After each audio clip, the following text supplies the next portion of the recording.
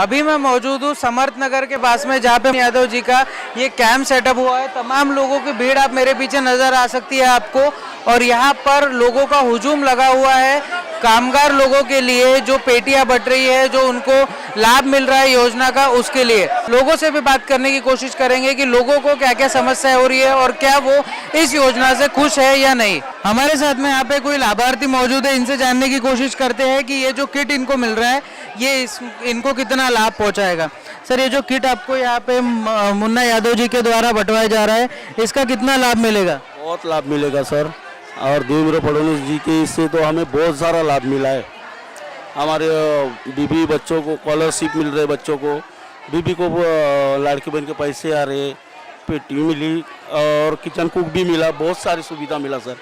देवेंद्र फडणवीस जी हमारा परफेक्ट है। आप लोगों को कोई तकलीफ हो रही है यहाँ पे? बिल्कुल नहीं, बिल्कुल नहीं, कोई तकलीफ नहीं है। दीदी, आपको कोई तकलीफ हो रही है यहाँ पे? कुछ भी नहीं तकलीफ हो रही, बहुत अच्छा हो रहा है। यहाँ का मैनेजमेंट वगैरह सब अच्छा? सब बहुत अच्छा हो रहा है। दीदी, आप यहाँ पे आए हैं, कैसा लग रहा है? मोहन यादव जी यहाँ पे किट बांट रहे हैं सब लोगों को। अच्छा लग रहा है भाई। कोई तकलीफ हो रही है आपको? नहीं। हमारे साथ मौजूद है स्वयं मुन्ना यादव जी, इनसे बात करते हैं कि ये जो लोगों के लिए योजना शुरू की है इसके बारे में इनका क्या सोचना है। सर, ये जो योजना आपने लोगों के लिए चालू की है, क्या मानते हैं? देखो, 2014 के पहले बांधकाम कामगार मंडल क्या है ये पूरे महाराष्ट्र को मालूम नहीं था। 2015 में 2014 में भारतीय जनता पार्टी की सत्ता आई। 2015 में महाराष्ट्र के उस समय के मुख्यमंत्री आदरणीय देवेंद्र फडणवीस जी ने इस मंडल की जवाबदारी मुझे दिया, और इस मंडल पर संपूर्ण महाराष्ट्र में बांधकाम कामगारों की नोंदणी रजिस्ट्रेशन जो है वो सिर्फ 2.5 लाख था। जिस समय मैं अध्यक्ष हुआ तो 2019 तक मैंने बांधकाम कामगारों की नोंदनी 35 लाख तक लेके गया, और उसके बाद ये मंडल लोगों को पता चला। बांधकाम कामगार मंडल में अनेक फायदे हैं। बांधकाम कामगार के बेटे के पढ़ाई से लेके, उनके शादी से लेके, उनके किसी उपचार से लेके अनेक फायदे हैं। उनका एक्सीडेंट मृत्यु से लेके अनेक फायदे ऐसे इस मंडल पर हैं। और उसी प्रकार इस मंडल पर बोगस नोंदनी भी बड़ी संख्या में हो रही है। तो इसी प्रकार जो राजकीय नेता हैं वो लोग इस मंडल का दुरुपयोग भी कर रहे हैं। जैसे हमारे नागपुर के काटोल क्षेत्र के विधायक और पूर्व गृह मंत्री अनिल देशमुख जी कोर्ट में गए हैं कि हमारे मतदार संघों को बांधकाम कामगार मंडल का ये किट बांटने का कैंप नहीं मिला। अब मुझे ये समझ में नहीं आता कि मैंने इसका लिए 8 महीने पहले पत्र देके रखा था कि मेरे क्षेत्र में, मेरे मतदार संघ में, मेरे नगर सेवक के मतदार संघ में मुझे ये कैंप चाहिए। फिर मुझे देवेंद्र जी ने कहा तू तेरे ही एरिया में लगाएगा, अगर मेरे मतदार संघ में कौन लगाएगा? तो उनसे भी एक पत्र लेके मैंने कामगार आयुक्त को दिया था। तो मेरे को 6 महीने के बाद ये कैंप मिला है। तो मैं 2 महीने से ये कैंप चला रहा हूँ। और उसी प्रकार फिर देवेंद्र भाऊ ने जो पत्र दिए थे 4 महीने पहले, वो पत्र के आधार पर उनके मतदार संघ में 7-8 जगह ये कैंप शुरू है, और बहुत अच्छे से शुरू है। जनता को संभालना बहुत कठिन काम है, कोई किसी की सुनने को तैयार नहीं है। छोटा कामगार भी अगर एक आधी मजबूर व्यक्ति, बीमार व्यक्ति, छोटे बच्चे वाला व्यक्ति, प्रेग्नेंट व्यक्ति को सामने लगाया तो झट से दूसरा व्यक्ति चिल्लाता है उसको क्यों सामने लगाया, लेकिन वो ये समझ नहीं सकता कि उसकी मजबूरी क्या है। तो ये कैंप चलाना बहुत कठिन है। और लेकिन इस मंडल में बांधकाम कामगारों के लिए ये योजना है, बहुत अच्छी योजना है। उसी प्रकार इस मंडल पर जो पैसे जमा होते हैं वो कोई भी अगर जब बिल्डिंग प्लान लेने जाता है अपना घर बनाने के लिए, तो वहाँ पर उसको 1% लेबर सेस भरना पड़ता है। वो लेबर सेस का ही पैसा इन बांधकाम कामगारों को दिया जाता है। तो इस मंडल में पैसे की कमी नहीं है। ये मंडल ब्याज से भी चल सकता है, लेकिन कांग्रेस ने इतने साल राज किया तो इसका ब्याज भी खर्चा नहीं किया था। ये जो पैसा है ये कामगारों का पैसा है, कामगारों को इसका बेनिफिट मिलना चाहिए। लेकिन कांग्रेस के सरकार ने इतने साल राज किया, बांधकाम कामगार मंडल क्या है, भवन निर्माण मजदूर क्या है, इसकी जानकारी उनको नहीं थी। लेकिन 2014 में फडणवीस साहब ने इसकी जानकारी संपूर्ण महाराष्ट्र को कर दी है, अब अनेक कामगार इस कामगार योजना का अनेक फ़ायदा ले रहे हैं, बहुत अच्छी तरीके से ले रहे हैं। अनेक लोगों को पैसे दिए जा रहे हैं। अगर किसी का बेटा इंजीनियर होता है तो उसको 60,000 रुपये दिए जाते हैं, किसी का बेटा डॉक्टर होता है तो उसको 1 लाख रुपये दिया जाता है। ऐसे अनेक फ़ायदे इस मंडल पर हैं और सभी जो बांधकाम कामगार है, सच्चा बांधकाम कामगार, वही इस मंडल पे नोंदित हो, ऐसी मेरी विनंती है।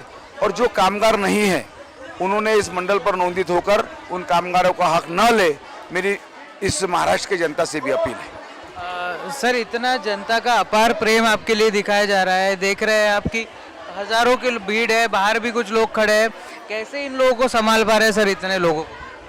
देखो, इसके लिए ऐसा है, जिस कॉन्ट्रैक्टर के पास ये काम है वो कॉन्ट्रैक्टर के बस का रोग नहीं है। अगर वहाँ का स्थानिक नेता अपनी टीम को लेके काम करे तो ही ये पेटी वाटप का, ये किट वाटप का काम हो सकता है, नहीं तो ये पॉसिबल नहीं है, क्योंकि कोई किसी की सुनने को तैयार नहीं है। और जो कामगार होता है वो कामगार ही होता है, तो जैसा वो काम करता है, रात को आता है, घर में दारू पी के सो जाता है, तो वैसा यहाँ भी समझता है। लेकिन इनको हैंडल करने के लिए मुझे बहुत मेहनत करनी पड़ रही है और वो मेहनत मेरी जो कार्यकर्ताओं की टीम है वो मेरे साथ कर रही है। तो इसी के साथ आप लोगों के साथ मेरे कार्यकर्ताओं का भी मैं आभार मानता हूँ। भारतीय जनता पार्टी के सभी कार्यकर्ता दक्षिण पश्चिम के इस काम में जुटे हैं और ये काम को सफल कर रहे हैं। सर, एक आखिरी सवाल, सलील देशमुख जी ने इसके खिलाफ आंदोलन किया था, हमने खुद ने स्वयं कवर किया था वो चीज़ को, उनको क्या जवाब देना चाहेंगे कि ये जो भीड़ दिख रही है और यहाँ पे जो लोगों को पेटियां वाटप हो रही है उसके बारे में आप क्या कहना चाहेंगे? देखो, अभी चुनाव के समय कोई किसी को कैंप मांगे तो सभी को होना है कैंप, तो संपूर्ण महाराष्ट्र में। वो कॉन्ट्रैक्टर की वकालत नहीं कर रहा हूँ मैं और ना लेबर कमिश्नर की वकालत कर रहा हूँ। ऐसे समय लेबर कमिश्नर क्या करेगा, कॉन्ट्रैक्टर क्या करेगा? अभी तुमको बता था, कोराडी में कैंप लगाया, सब कामगारों ने उठा के फेंक दिया। दक्षिण नागपुर में कैंप लगा, 3 दिन कैंप चला, चौथे दिन बंद करना पड़ा। अभी वाड़ी में कैंप लगाया समीर मेघे जी ने, वो भी कैंप में बहुत बड़ी धांधली हुई। तो कैंप को चलाने के लिए टीम चाहिए, पुलिस प्रशासन साथ में चाहिए, पर यहाँ तो पुलिस ही नहीं है, तो साथ तुमको प्रशासन कहाँ से मदद करने वाला है?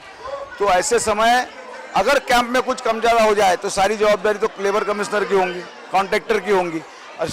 सलील देशमुख और अनिल देशमुख उसके जवाबदार तो होंगे नहीं। इस नाते उन्होंने समय पे कैंप मांगा, इस नाते उसको कैंप मिला नहीं, ऐसा मेरे को लगता है। मैंने 8 महीने पहले अर्जी करके रखी थी, इसलिए मुझे ये कैंप मिला है। यहाँ पर कैंप लगा के सेटअप करके सब जितने भी कामगार लोग हैं उनको पेटियां बांटने का काम कर रहे हैं।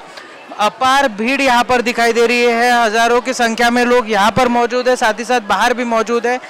अब देखते हैं कि आने वाला विधानसभा चुनाव में किस तरीके से किसको इस चीज़ का फायदा होता है। वीडियो जर्नलिस्ट प्रवीण सूर्यवंशी के साथ मैं शांतनु अग्रवाल, महाराष्ट्र टीवी 24। प्रिया, तुला माझ्या गावचे मित्र माहिती आहेत ना? अगं तो शंकर, गणू, सगळ्यांची मुलं ना आता शाळेत जायला लागली ते। त्या नीमा काकू आहेत ना, त्यांचा राजू हा तुझा प्लॅन सक्सेसफुल होऊ देईल असं मला नाही वाटत. एक मिनिट, म्हणजे तू राजूच्या मुलीबद्दल बोलतोस? हो, तिच्याच बद्दल बोलतो. त्याचं असं म्हणणं आहे की मी घरचं बघू का मुलीच्या शिक्षणाचं बघू. अगं वेडा आहे का तू? त्याला कुठे काय करायचंय? मुलीच्या शिक्षणासाठी मुलगी अगदी 18 वर्षांची होईपर्यंत महाराष्ट्र शासनाच्या लेक लाडकी योजनेमार्फत टप्प्याटप्प्याने शिक्षणासाठी पैसे दिले जाणार आहेत. अरे वा. आता हे ऐकल्यानंतर ना तो राजूच काय, नीमा काकू पण नाव घालते की नाही बघ शाळेत. चला, म्हणजे एकही मुलगी शिक्षणापासून वंचित राहता कामा नये हा तुझा संकल्प तू पूर्ण करणारच. राज्यातील प्रत्येक सुज्ञ नागरिकांनी असा संकल्प केला तर शाळाबाह्य मुलींची संख्या 0वर आणता येईल. लाडक्या लेकीच्या पंखांना बळ, हीच आहे महाराष्ट्र सरकारची तळमळ. राजू दादाला मुलगी झाली, राजू दादाला.